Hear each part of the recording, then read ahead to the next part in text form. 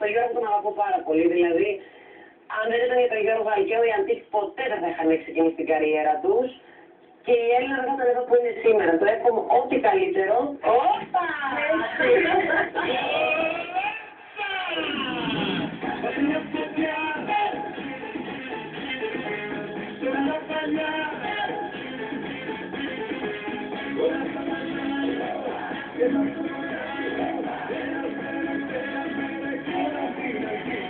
Έχω με κατάσταση χέρια μου το τελευταίο CD με τίτλο «Γύρω στο όνειρο».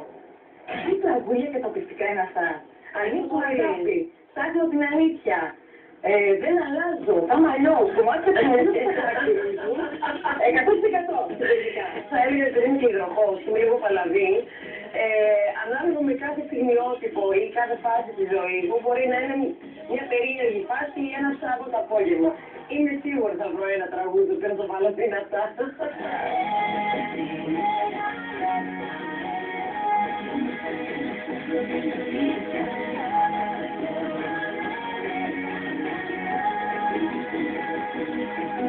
Βλέποντας το βίντεο κλιπ σου, μας δίνεις την εντύπωση ότι απολαμβάνεις πάρα πολύ φυσικά. Μ' αρέσουν πάρα πολύ τα γυρίσματα. Μόνο οι συνεντεύξεις λίγο θέλεις να χώνομαι, λέω πάλι να κάνω σαρδάμπαν. Θέλω ένα βίντεο κλιπ. Φυσικά τι κάνεις, θα ζητάς τα τραγούδια σου.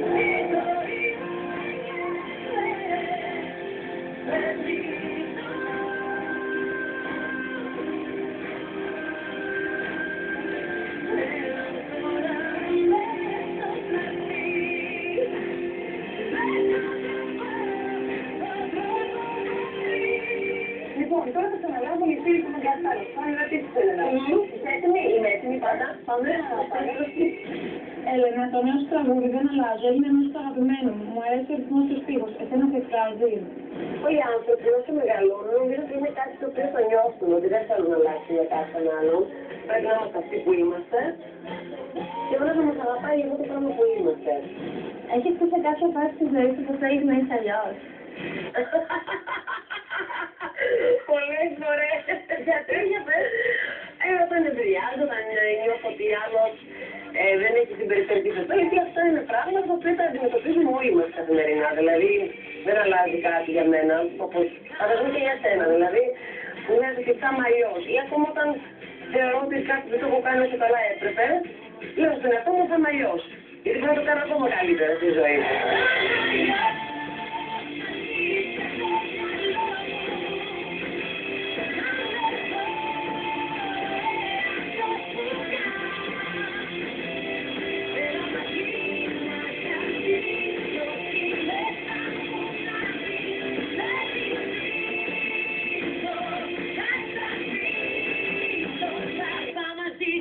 Όταν θυμώνεις, πώς αντιδράσεις. Νευριάζω πάρα πολύ σπάνια. Ότι μπορώ να θυμώσω, μπορώ να θυμώσω, αλλά νευριάσω πολύ σπάνια.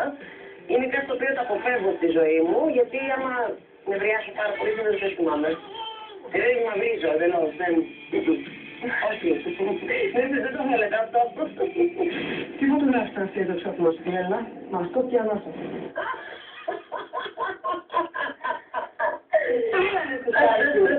Εφημερίδα του Αλγίγκα θα έλεγα πάνω το styling, είναι αγαπημένος μου συνεργάτης. Νομίζω ότι πάντα κάνουμε σωστά πράγματα στο σωστό timing.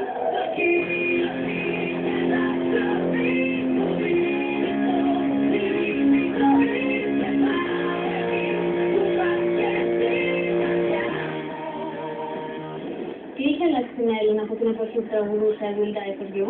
Σχεδόν 10 χρόνια έχουν περάσει. Θα έλεγα ότι σίγουρα έχω οριμάσει περισσότερο. Και θα έλεγα από εκείνη την εποχή έχω τη δουλειά την έχω πάρει πολύ πιο σοβαρά.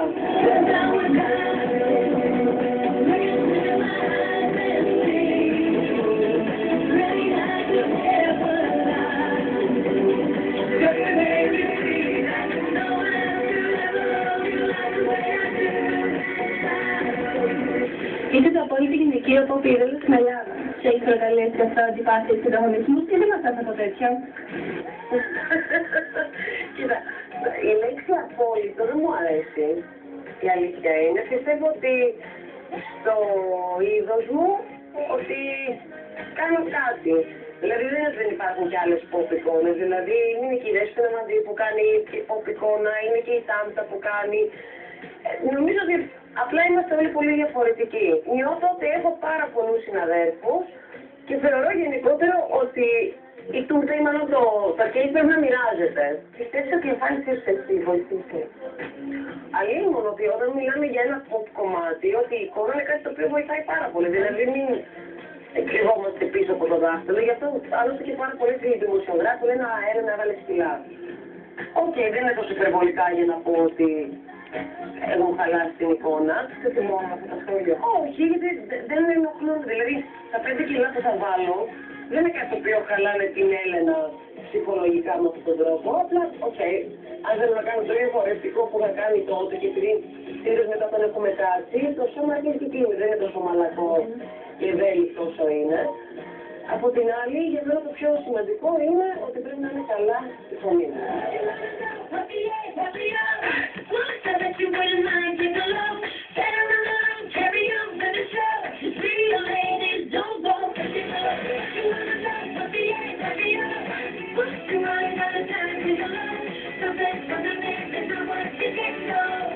Οι καλλιτέχνες συνήθως κρίνουν τις αδυναμίες, ενώ εσύ μίλησες για την πλαστική που έκανες και την κατάθλιψη που πέρασες. Δεν φοβήθηκες να μας κάνεις κακό στην εικόνα?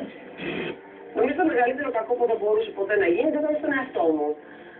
Και νομίζω ότι δεν είναι κακό πράγμα να μοιραζόμαστε πράγματα. Δηλαδή, ας πούμε, όταν μίλησα παραδείγματος χάρη για μια πλαστική επέμβαση, δεν το είπα για να αποδείξω κάτι περισσότερο από κάποιον άλλον, ούτε ότι θεωρώ ότι είναι ένα πράγμα που ότι όλοι πρέπει να πάνε να κάνουν πλαστικές επεμβάσεις. Όσον αφορά την πλαστική επέμβαση, ήταν κάτι το οποίο το σκεφτόμουν 10 χρόνια και χαίρομαι πάρα πολύ που δεν το έκανα στα 18 μου.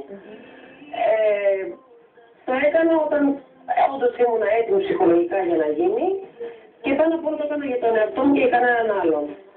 Όσο αφορά για την κατάθλιψη, νομίζω ότι είναι κάτι πολύ φυσιολογικό που μπορεί να συμβεί σε κάποιον όταν χάνει ένα αγαπημένο του κόσμο και θέλω να πω ότι είναι πράγματα το οποίο είναι καλό να τα μοιραζόμαστε, γιατί πολλές φορές ο άλλος μπορεί να... Δηλαδή, και εγώ όταν είχε φύγει ο πατέρας μου, ένα πάρα πολύ μεγάλο χρονικό διάστημα, ένιωθα ότι κανείς δεν μπορεί να με καταλάβει.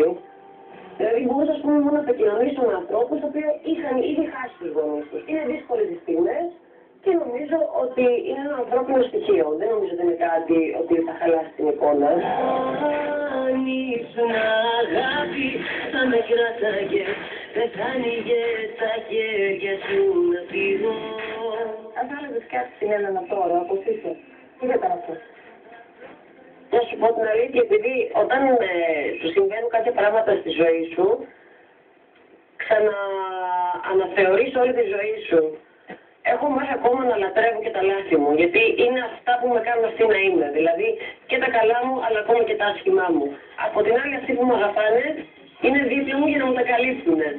Δεν πρέπει πάντα να είμαστε τέλειοι. Πρέπει να φερνόμαστε πιστικά στη ζωή μας και να τη γευόμαστε στη ζωή όπως είναι.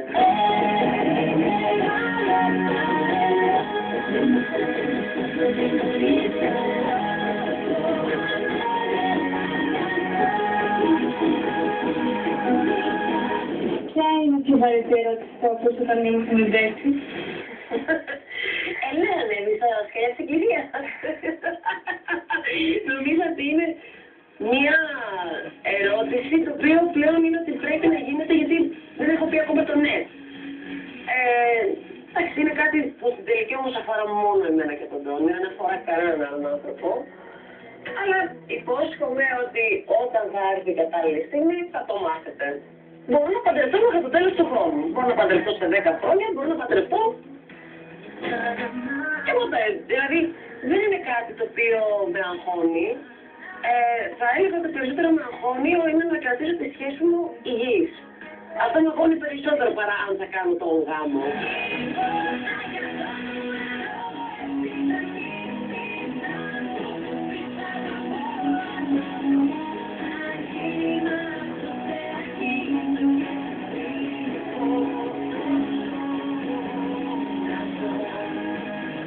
Έλενα, έχεις φιλαράκι για φίλους κολλητούς που τους ομολογείς τα πάντα και τους τέλσες?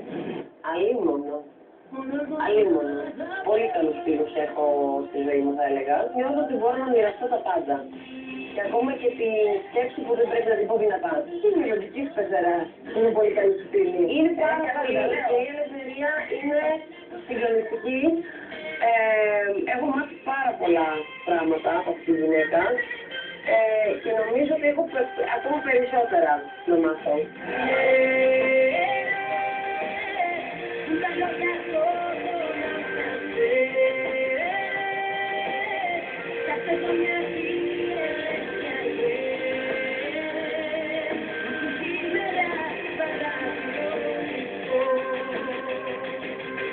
Έλενα, ψάχνεις την αλήθεια σου ή σε γοητεύει και το παραμύθι? Κοίτα, άμα δεν είχε γοητεία το παραμύθι, το λέγανε παραμύθι. Κοίτα, γενικότερα πιστεύω ότι όλοι οι άνθρωποι λίγο παραμυθιάζουν τη ζωή τους για να την κάνουν και πιο ρομαντική. Και δεν είναι κακό πράγμα να ζούμε λίγο στον ρομαντισμό, απλά όταν θα... Δηλαδή, πρέπει να υπάρχει ένα βάθος, δηλαδή ότι υπάρχει η αλήθεια, αλλά κάπου κάνει καλό.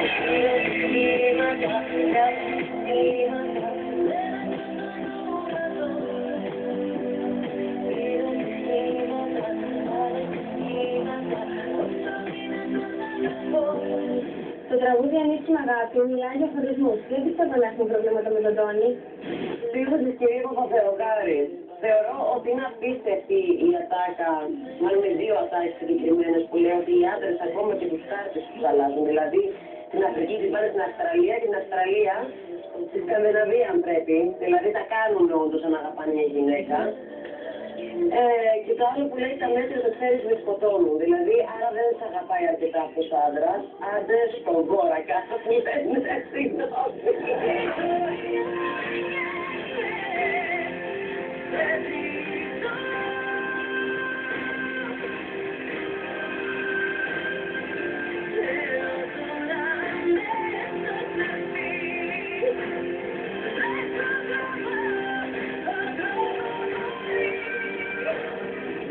Αν σου έλεγα να παρουσιάσεις την Eurovision ή ένα τηλεοπτικό σοου, θα το έκανες? Ενδιαφέρον θα ήταν, αλλά όχι αυτή τη στιγμή. Δηλαδή, τώρα δεν θέλω την κατάλληλη στιγμή. Λίγο αργότερα στη ζωή μου.